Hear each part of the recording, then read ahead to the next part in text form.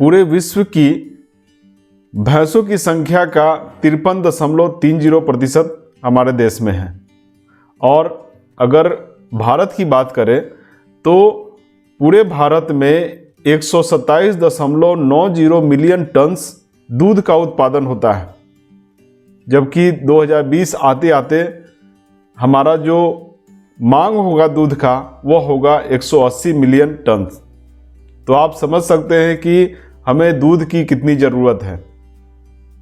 जो लोग भैंस पालन करना चाहते हैं, जो लोग अपना आय बढ़ाना चाहते हैं भैंस पालन के द्वारा, उनके लिए आज मैं यह वीडियो लेकर के आया हूं और इसमें मैं बताऊंगा कि भैंस पालन के लिए कितना खर्च लगता है और कितना इनकम होता है। नमस्कार दोस्तों, आप देख रहे हैं सिंपल बैंकिंग। आप सबका स्वागत है आपके अपने इस चैनल पर।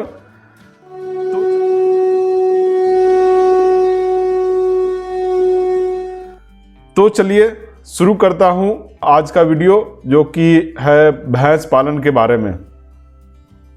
भैंस पालन उन लोगों के लिए जो सीमांत किसान हैं या फिर जो मजदूरी करते हैं, उनके लिए आय का एक दूसरा जरिया साबित होगा। भैंस पालन से गोबर गैस बना सकते हैं, मतलब कि भैंस पालन जो करते हैं वो गोबर गैस बना सकते हैं। गोबर गैस हमारे लिए ईंधन का काम करता है। साथ ही साथ अगर कुएं से पानी निकालना है तो वह भी आपको निकाल के दे देगा। पानी खींचने के लिए इंजन यूज करते हैं, पानी खींचने के लिए इंजन जो हम लगाते हैं उस कुएं में, उसके में भी आपको यूज आ सकता है। आप जानते हैं कि खेतों में जो काम लिया जाता है वो जानवरों से लिया जाता है, तो खेती में हल चलाने के भी काम आता है। और साथ ही साथ जब एग्रीकल्चर मतलब कि कृषि एक ऐसा व्यवसाय है जो कि मौसम के ऊपर निर्भर करता है। कुछ मौसम में आपको काम तो होगा, लेकिन कुछ मौसम में काम नहीं होता है। तो जब काम नहीं होता है उस समय आय का क्या साधन होगा? तो उसके लिए आप भैंस पालन कर सकते हैं। और भैंस पालन एक बहुत ही अच्छा व्यवसाय है, इसमें आपको इनकम बहुत ही अच्छा मिलेगा। चलिए मैं आपको दिखाता हूं कि भैंस पालन से कितना इनकम मिलेगा और क्या क्या खर्चे होंगे। देखिए यहाँ पर मैंने जो भैंस का चार्ट लिया है, मतलब मैं जो इस स्कीम में मुर्रा भैंस के बारे में बता रहा हूँ। जो मुर्रा भैंस है वे जो मुर्रा भैंस होती हैं उनका दूध जो देती हैं वे भी ज़्यादा दूध देती हैं और इनका लागत जो है और भैंस के मुकाबले में थोड़ा कम होता है। तो मुर्रा भैंस के बारे में हम लोग यहाँ पर डिस्कस कर रहे हैं, बात कर रहे हैं। हम लोग यहाँ देखेंगे 10 मुर्रा भैंस के बारे में। 10 मुर्रा भैंस को लेकर के अगर कोई भैंस पालन शुरू करे तो उसको कितना खर्च आएगा। तो 10 भैंस यहाँ है, इसको हम 2 बैच में बांट देते हैं। मतलब कि पहले बार में सिर्फ 5 भैंस खरीदेंगे और उसका पालन पोषण करना शुरू करेंगे। कुछ समय के बाद जब पहला 5 भैंस का दूध देने का जो समय है वो ख़त्म होने वाला होगा, तब दूसरा 5 भैंस जो है हम लोग लेंगे। तो पहले बैच में हम लोग 5 भैंस लेकर के चल रहे हैं। तो एक जानवर का, एक भैंस का कीमत 50,000 रुपया होगा।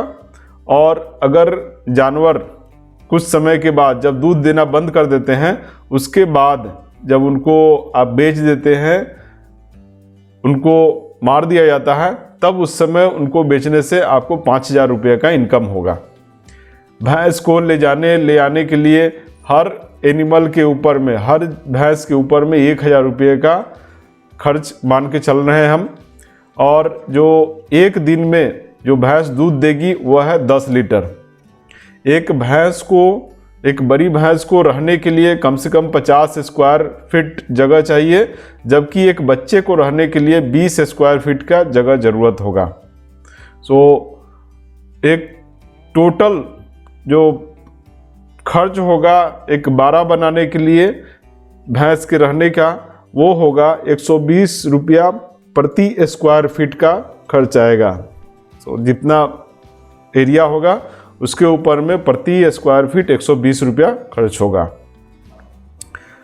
जो चारा काटने का मशीन है उसका दाम होगा 50,000 रुपया, और अदर जो मशीनरी है, अदर जो इक्विपमेंट होंगे वो पर एनिमल मतलब कि पर भैंस हम 1,000 रुपया मान के चल रहे हैं।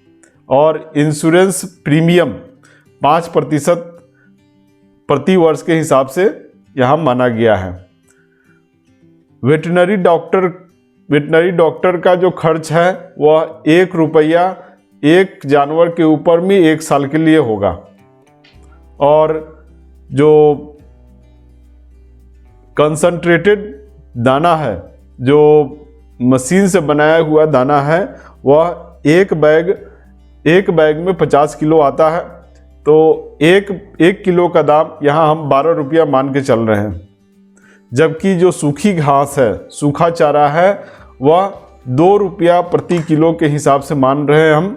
और जो हरी घास है उसको 1 रुपया प्रति किलो के हिसाब से मान के चल रहे हैं।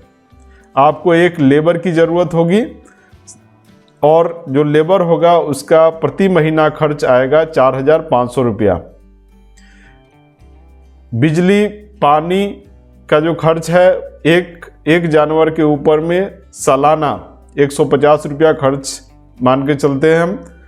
और अगर आप बैंक से लोन लेते हैं तो 25% मार्जिन आपको रखना पड़ेगा, मतलब कि 75% ही लोन आपको बैंक से मिलेगा।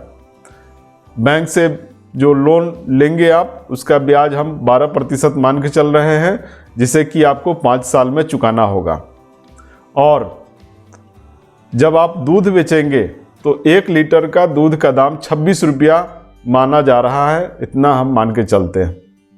और जो बैग है, जो चारे का बैग है, उसको अगर हम बेचते हैं बाज़ार में तो 10 रुपया एक बैग का दाम मान के चल रहे हैं। और हम ये भी मानते हैं कि 365 दिन में से 270 दिन ही हमको दूध मिलेगा और 150 दिन हमें भैंसों से दूध नहीं मिलेगा। तो ये पूरा इकोनॉमिक्स है, पूरा हमने खर्च का हिसाब लगा लिया है। अब इसको 5 साल में देखते हैं कि कैसे कैसे खर्च होगा। देखिए, सबसे पहले तो जो भैंसें दाना खाएंगी, जो चारा खाएंगी, उनका क्या खर्च आने वाला है उसको देखते हैं। तो कंसंट्रेटेड फीड जो कि आप मार्केट से, बाज़ार से आप लेते हैं बैग, उसका दाम हमने 12 रुपया पर किलो के हिसाब से माना था। सो 5 किलो आपको एक भैंस के ऊपर में लगेगा, तो टोटल खर्च जो है 60 रुपया आपका आ जाता है। और वहीं जो हरी घास है उसका जो लागत लगेगा वो 25 रुपया, और जो सूखी घास है उसका लागत आएगा आपको 8 रुपया। जब वो दूध दे रही हैं उस समय की स्थिति है। जब वे दूध नहीं देंगी उस समय आपको कंसंट्रेटेड फीड 24 रुपये का पड़ेगा, जबकि हरी घास 20 रुपये का, और जो सूखी घास है वो 10 रुपये की पड़ेगी। और इस तरह से टोटल जिस समय दूध दे रही हैं भैंसें उस समय 93 रुपया खर्च होगा एक भैंस के ऊपर में, और जो जिस समय दूध नहीं दे रही हैं उस समय 54 रुपया आपको खर्च होगा।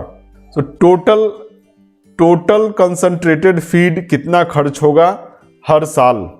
तो हर साल यहाँ पर देखिए 8,550 किलो आपका हर साल खर्च, पहले साल में खर्च होगा कंसंट्रेटेड फीड, और 171 बैग लग जाएगा, है ना। 171 बैग आपको लगेगा, जिसमें कि 8,550 किलो कंसंट्रेटेड फीड आ जाता है। उसी तरह दूसरे साल 13,950 किलो का खर्च होगा, और तीसरे साल भी 13,950 किलो, चौथे साल और 5वें साल में 14,400 किलोग्राम का कंजम्पशन होगा कंसंट्रेटेड फीड का। और दूध देने का जो फ्रीक्वेंसी है उसको भी हम देख लेते हैं। तो पहला बैच 240 दिन दूध देगा, पहले और दूसरे साल में, जबकि तीसरे साल, चौथे साल और पाँचवें साल में 210 दिन ही दूध देगा। जबकि दूसरा बैच पहले साल में 90 दिन बैच दूध देगा और दूसरे साल में 210, उसके बाद 240 दिन और चौथे और पाँचवें साल में 270 दिन दूध देगा। इस तरह से ये हमारा चार्ट रहेगा। अब जब आप इसको पूरा हिसाब लगाएंगे तो देखते हैं कि पूरा हिसाब, देखिए दूध को अगर आप बेचेंगे तो पहले साल में आपको इनकम होगा 4,29,000, दूसरे साल में 5,85,000, तीसरे साल में भी 5,85,000, चौथे में भी 5,85,000, जबकि पाँचवें साल में 6,24,000 का इनकम होगा। जो हमने चारा खरीदा था बाज़ार से, उस चारे का जो बैग है उसको अगर हम मार्केट में बेचेंगे तो हमको पहले साल में 1,710 रुपया का इनकम होगा, दूसरे साल में 2,790 रुपया का इनकम होगा, उसी तरह तीसरे साल में भी 2,790 रुपये का इनकम होगा, जबकि चौथे और पाँचवें साल में 2,880 रुपया का इनकम होगा। सो टोटल कुल इनकम आपको हो जाएगा पहले साल में 4,30,710 रुपये, जबकि दूसरे और तीसरे और चौथे साल में 5,87,790 रुपये का इनकम होता है और पाँचवें साल में 6,26,880 रुपया का इनकम होगा।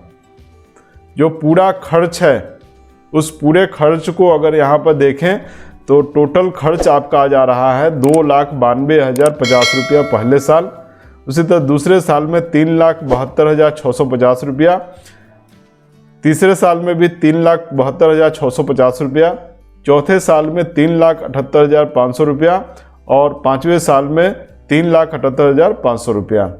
तो जो टोटल इनकम है उसमें से अपना पूरा खर्च अगर हम घटा देते हैं तो हमको इनकम हो रहा है पहले साल में 1,78,660 रुपया, दूसरे साल में 2,15,140 रुपया, उसी तरह तीसरे साल में भी 2,15,140 रुपया, जबकि चौथे साल में 2,09,380 रुपया का इनकम होगा और पाँचवें साल में 2,48,380 रुपया का इनकम हो जाता है।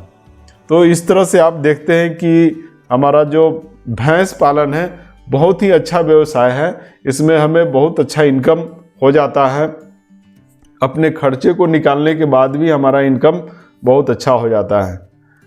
तो जो लोग भी भैंस पालन करना चाहते हैं उनके लिए यह वीडियो बहुत ही लाभदायक साबित होगा। हमें कमेंट करके बताइए कि अगली वीडियो किस विषय पे आप चाहते हैं और जैसा भी आपका कमेंट आएगा उसी के अनुसार से मैं वीडियो बनाऊंगा। अगर ये वीडियो अच्छा लगा है तो इसे लाइक कीजिए, सब्सक्राइब कीजिए और अपने दोस्तों, संबंधियों, रिश्तेदारों के साथ भी इसे शेयर करें जिससे कि वे भी इस वीडियो का लाभ ले सकें। तो मिलते हैं अगले वीडियो में, तब तक के लिए धूम मचाते रहिए। धन्यवाद।